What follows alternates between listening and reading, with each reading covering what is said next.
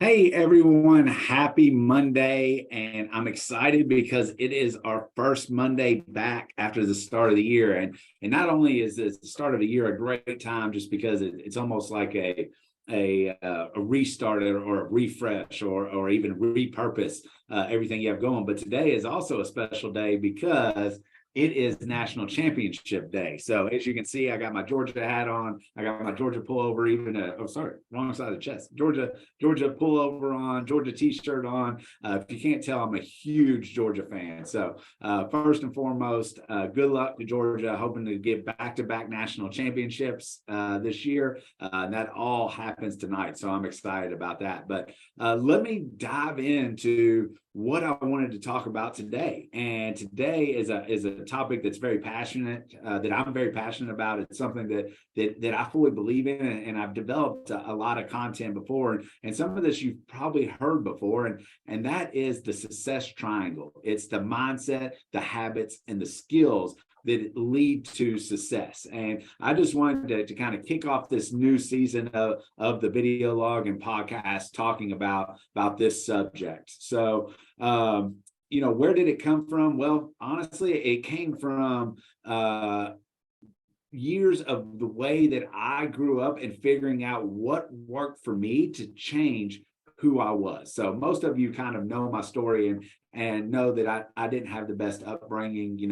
Growing up, I wasn't chasing success, I was chasing survival. And growing up in Atlanta and in the area I am, and the people that I was around, they didn't bring out the best version of myself. And I was fortunate enough to have some people who blessed me in my life, such as my grandfather and other people who moved me out of that area. But even when they moved me out of the area and put me in a new environment, I still had the old mindset and habits and the lack of skills that led to the person I was at that time. And I had to really figure out how to overcome those things so that I could become the best version of myself, both professionally and personally. So that was kind of the biggest thing for me is taking all those things and looking at all the training that I've had, everything from my first job learning the ins and outs of management and leadership to joining the real estate ranks, and then joining leadership inside of Keller Williams and learning on a higher level, how do you coach and how do you get coached, and then different levels of leadership, all the way to becoming a nationally certified John Maxwell coach. It was really all about three things when I broke it down, and it was mindset, it was habits, and it was skills. So what are those things? Well, I'm going to do a quick down and dirty rendition of my success triangle presentation, where we talk about them. And the first one is mindset. You got to believe it in order to achieve it. It literally all starts between the ears. Anything that you believe you can achieve starts with you truly believing it. Anything you achieve starts with you believing that you can achieve it. Anything that you feel like you can achieve starts with you not believing that you can achieve it. So if you can get right in terms of your mindset and really come from a place of trying to remove any self-doubt and calming your inner voice, can really go a long way towards your success. And it doesn't matter if you're a leader or you're just trying to get better at any particular subject. This applies to all, because see, we all have this little voice in our head that kind of talks to us. And the great, by the way, it's called Untethered Soul. I read it recently, reread it again, and getting ready to start reading it again. And it's all about this inner voice, and how do we separate ourselves from this voice? Because the voice, if you think about it, is very manic. I would argue that if the voice was a real person sitting next to you, you probably wouldn't even be friends with them, because the voice is what tells us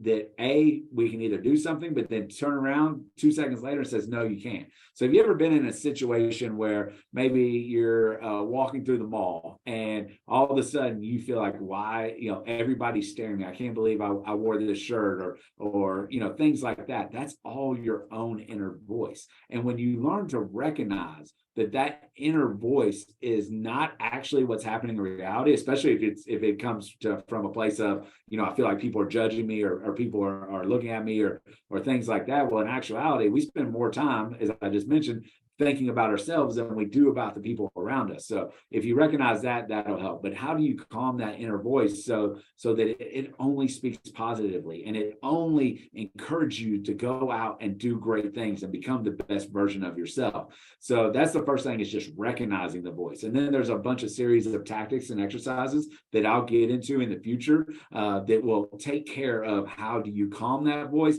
and then eventually even replace the voice to a certain extent, because it's always there, but replace the voice so that you lead to the best mindset and outcomes that you can possibly have.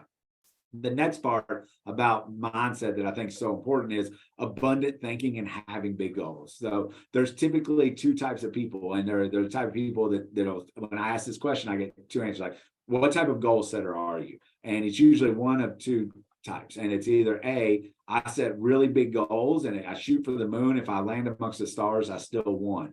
Or there B is, there's the people that if I don't hit my goal, it deflates me and sets me backwards. Well, I actually believe the best thing for us is to become abundant thinkers and set really, really big goals. And the reason being is, if we set a huge goal, say, for example, climbing Mount Everest, then we're going to prepare on such a level that achieving a smaller goal, like a mountain that's half the size, no matter what happens on that mountain, we're going to be prepared for it, so that because we've been preparing for Everest. And even if we go to climb Everest in this example, and we just reach the base camp of Everest is taller than almost every single mountain everywhere else anyways. So by preparing, by thinking really big, it causes you to prepare as fully as you can to ensure your success at the highest level as possible.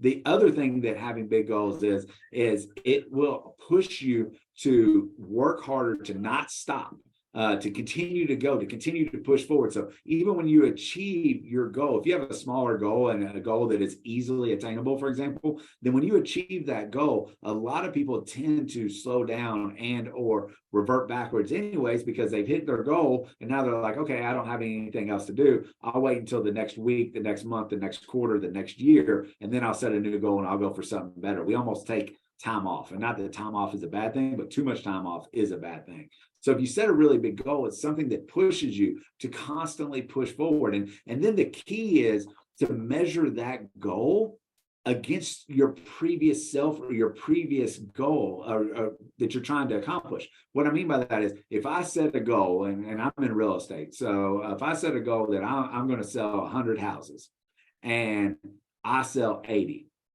did I fail? Well, no is the answer, because A, I helped 100 family achieve what they want to achieve. But beyond that, if the previous year I sold 60, even though I didn't hit my goal of 100, I sold 60, I increased my units by 20. That's a huge win. And that big goal, I truly believe this, that big goal pushed me that extra distance, because I know if I was going to go from 60 to 100, I had to put some new things in place, right? I had to figure out how I was going to lead generate, how I had to sharpen my saw. And we're going to talk about skills there in a little bit. I had to work on my time management, which is basically my habits. I had to create my mindset and my systems and my tools that just support 100 units worth of production. Well, I might have only, and I say only, that's still a lot. I would have done 80. I still won, right? Because I increased by 20. And if you look at that, that's a 30% increase over the previous year. You accomplished your goal. You grew. You just didn't quite get to the number you wanted to get to. So now you set an even bigger goal next year and watch that 80 go to 100. And I hope that makes sense, and is a powerful thing for set big goals. This is your one shot at this life. Why would you spend it being mediocre? Right. And what I mean by that, when I'm talking goal setting, not that you're a mediocre person, but why would you spend it setting mediocre goals? Instead, set really big goals and go out and see what all you can achieve. You'd be really amazed what you can do when everything's in alignment, especially when you're working on your mindset, your habits, and your skills. The next thing is you need to have a big why. That is the thing that fuels you and pushes you to be the best version of yourself. And one of the things with the big why is we all have days that we're not quite feeling it, meaning that like we're not feeling going 120% today. Maybe we're at 100, maybe we're at 80, maybe we're at 40%, but we got to have something that pushes us through that. What's that thing when you wake up and maybe your mojo's a little down or your motivation has waned a little bit? What's going to push you through that day to ensure that you get the best output that you possibly can, because you're doing it for something bigger than yourself. So I'm going to do a little video series on the big why and about casting a vision. So we'll get more into that now, but just understand the big why is one of the fundamental pieces when it comes to your mindset.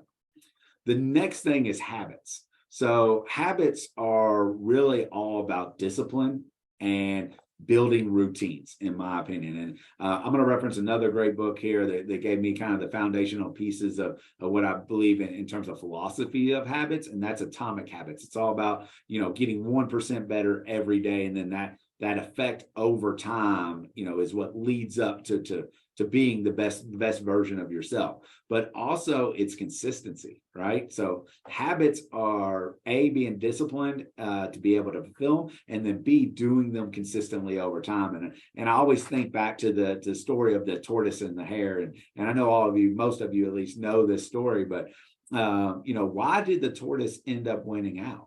He wasn't faster.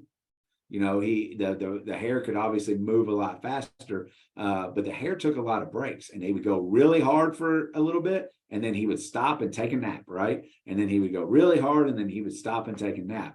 Well, what we see, especially in business and business building, is that typically whenever we start out with a new business, the motivation is really high and we go really hard, really fast, right? We go as fast as we can and we fail forward. And then over time, that motivation wanes, because motivation typically is like a roller coaster, and it does that. It's the consistency over time. Like, I would rather see somebody be consistent over a 3-month period than to have 1 week a month to go really hard, because this consistency over that 3-month period will almost always produce a greater output than that rush and stop, rush and stop, rush and stop. So that's why I think the tortoise and the hare is so important, is because that tortoise, while he was slower, he consistently did the same thing throughout the whole entire race, which put him significantly ahead of the hare, because eventually the hare took a nap a lot longer than they planned on, and the tortoise had caught up and passed him, and it was too late for that hare to sprint anymore.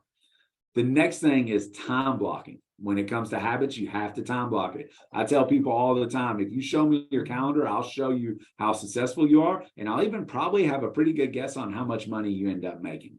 And that's very simply because if you don't time block and control your time and put in blocks of time for working on your 20%, for those of you who are familiar, the 80-20 principle, 20% of your efforts produce 80% of your results, that you got to time block it off, and then you got to be disciplined enough, back to habits, to follow that time block. So on my calendar, I have every single thing I do time blocked off, everything from my morning meetings to, actually starting before that, my prepping my morning meetings, my business building time, my content creation time, to afternoon meetings, to afternoon appointments, so on and so forth. I recently have hired a health coach because I want to get healthier. I want to lose some weight. I want to get in shape. And that's the very first thing, is I've time blocked off on my calendar when I was meeting with my health coach every single week. And then the first challenge my health coach gave me is, show me on your calendar when you're going to be logging your nutrition, or when you're going to be getting up and moving and doing your activities. So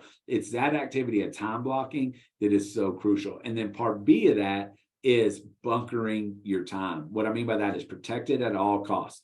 The way that I do that is by trying to take my top items, my business building items, those personal items that are super important to me, and I don't let people move them. I mark them red on my calendar. If you see it's red, you're not allowed to schedule anything on top of that. You can't schedule it, but just know I'm not going to attend. And then the other thing I do for bunkering is I will move things up and down my calendar, but never left or right. So if I have something scheduled for today and I have a conflicting appointment, I can move it up or down in my day, but I don't replace it to a new day, because that's a lost day. And if we go back to our consistency, then that's going to cause us to be inconsistent. So just a couple of things around there. And then the last thing on habits is it's really about integrity and accountability. So number one, be a person of integrity, which is, if you say you're going to do something, then go out and do it. And that's to yourself as well. If you say that you're going to time block off to create content, you're going to time block off to go find a new customer, you're going to time block off to do lead generation,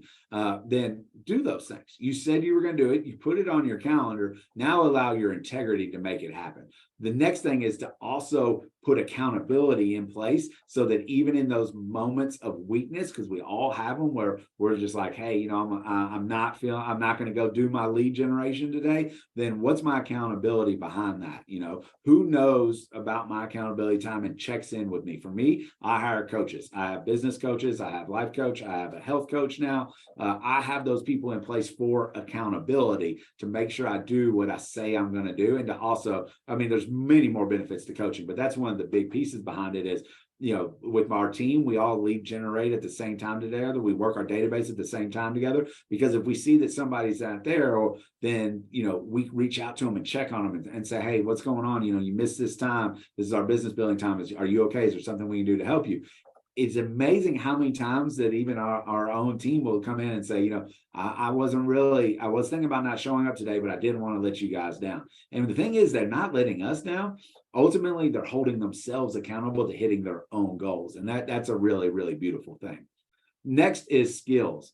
So when it comes to skills, is, you know, no matter what your profession, you know, you all know I'm in real estate, but this could apply to any profession. Is, what are you doing to sharpen that saw? What are you doing to be the expert inside your industry? You know, are you learning based? Are you, you know, do you spend time every week, every month seeking new information? Are you paying attention to, in my world, you know, what's going on in the market? What are interest rates doing? What is housing inventory doing?